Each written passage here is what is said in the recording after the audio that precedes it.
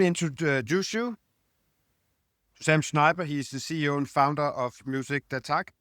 He has had many roles. I've known him in many roles. He's been PD, a strategist. He's been all over Europe, Australia, US, in many roles. I've been working in research for 25 years.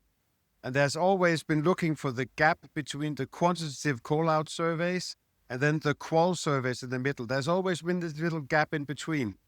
And I'm looking very much forward to this presentation by you, Sam, because you might have found the missing link using AI and personas. Hello, everyone.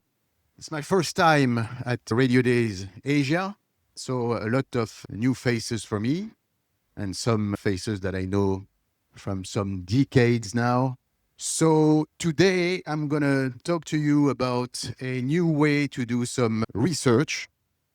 Let me use this thing. And it's not just about using AI, but it's about using technology and using also expertise. So in the past 3 decades, I've been program director in Australia, Canada, the US, France, and I've been research consultant in Brazil, the US, and many other countries. And I had a dream of having a tool to sample, gather information, analyze the information, and give to my team and myself feedback from the listeners in real time. Why I had that dream? It's because it happens a lot that when I got the information, it was too late. And sometimes we decided to do something on air, and it took months before knowing if it was the right decision or not. And with traditional research, it's slow, it's limited in the nuances we can get, and is restricted, especially now. Restricted because there is a lot of taboos in the question we can ask. There are a lot of regulations about that in Europe. And we need to be able to learn more about our listeners without those limits. And the time problem. When you launch a survey, it takes a lot of time to get the results, and sometimes it's too late. The world is changing very fast. News are happening all the time. Things are changing everywhere. Loyalty is weaker because there is a lot of choices, way more than 5 years, 10 years, 15 years ago. And the approach we had when we started this project was the flight simulator, because the flight simulator in the aviation business industry has completely revolutionized the aviation industry by having safe practice, cost efficiency, enhanced safety, and we can do the same by simulating your audience.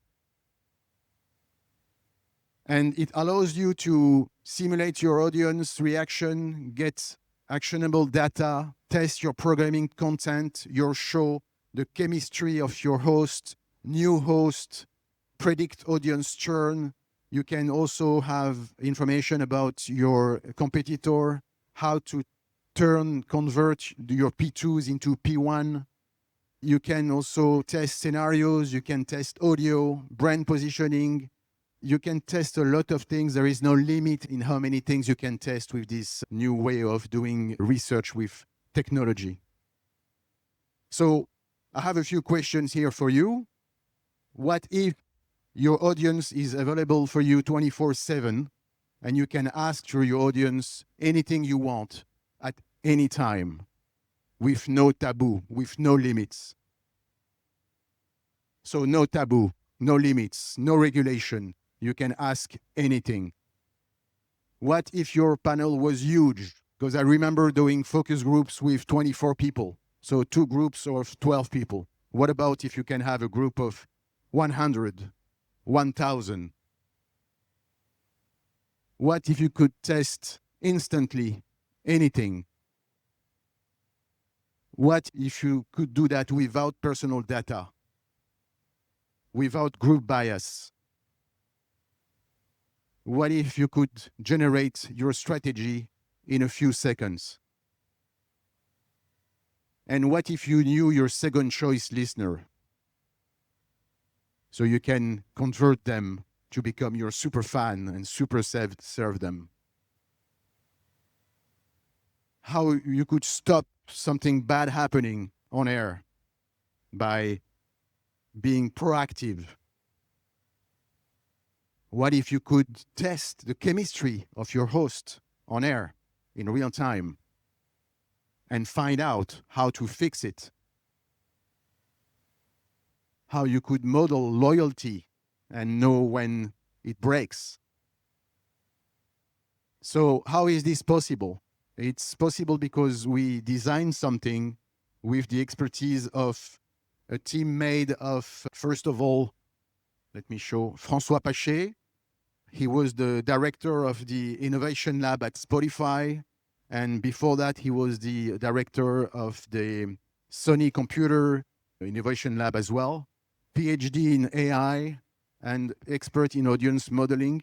And also Richard René, that some of you know because he has been working in Australia and Asia for a while, working at Dial Global and Austereo.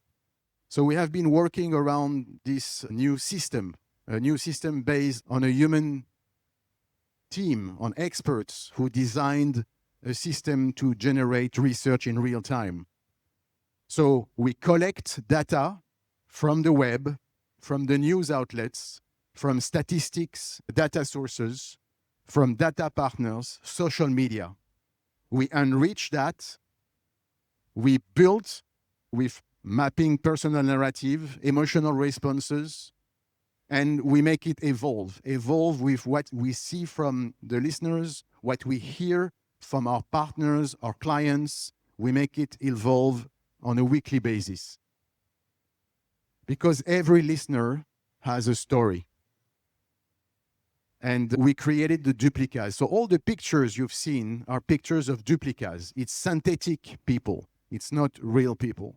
So we generate panels of synthetic people, and we ask questions to those synthetic people that represent exactly your target audience.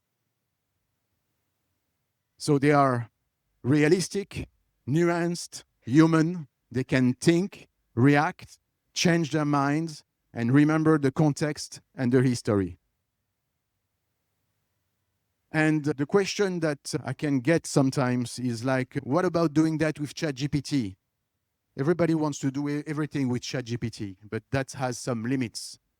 There is a consensus answer on ChatGPT. It's broad, it's generic knowledge, and you get static responses. What we can do with the system we created, it's real-time responses, it's audience cultural specific insights, diverse perspective, dynamic evolving responses. It's made for radio, television, and podcast. It's trained by media people.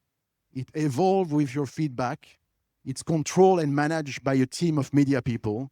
There is a dialectal engine that is systematically controlled viewpoints, targeted data collection, cross-validation, media-specific professional protocols, and it delivers results that are representative, salient, and immediately actionable. Synthetic panels is becoming the way to do research. It's dynamic. It has emotional intelligence, memory and evolution, and true diversity. That's something that we've seen in the US, in Dallas for Kiss FM with iHeartRadio, something we've seen in London with several radio stations. People in radio can have a stereotype of the target audience, but we've noticed that there is a lot of diversity in the audience, much more than expected. There was a study with Stanford University and Google DeepMind, and they compare it with a human panel, and the overlap was 85%. We did a study for L'Oréal in Paris, and the overlap between the study they did with human and the study we did with synthetic panel was 95%. So it's a real-world application. We gather information from the real world, we analyze, we structure, We sample all of this, we make it for you actionable, and we get your feedback, we get your questions to make it evolve on a weekly basis. You turn data into emotion. That was our goal. And it looks like this. That's for a radio station in the UK. You get the story. You get every detail. Politic, point of view, orientation, personal orientation, religion, at what time they wake up, what is their ritual in the morning, with who they live, what they do, what they think of your morning show, what they think of the morning show of the competitor, how you can convert them into become your super fans. You get a lot of detail, and this is groundbreaking. So thank you very much. Okay, great. Finally, you finish, so I can ask questions. Finally. This was really good. You know me, I have so many questions. It's really cool. I'm going to start with you, Sam. So when I first saw this, I thought this is really cool because I remember when doing research and you present something to your client, in my case, my corporation, as I said, the missing link between the qualitative 24 people and the big quantitative base, you are searching for what does that mean in this situation. I looked at your book and you explained it to me yesterday, but I have to ask, so maybe everybody else may have the same questions. So you are avoiding stereotypes because an audience to your station is diverse. They're very different. They may have some similarities, but they're very different. And this is a nuanced look at your audience. But how do you boil all those nuances down to something actionable? That was the goal that we had when we started, and we keep having all the time. It's to represent diversity. In the past 3 decades, in radio, we used to have a persona, one person. But the world has changed, and that one person doesn't represent anymore the audience. And we have a lot of tools in our system. You have 87 in there. 65. And it's fascinating. Keep going. This one is 65, but we can get to hundreds of people.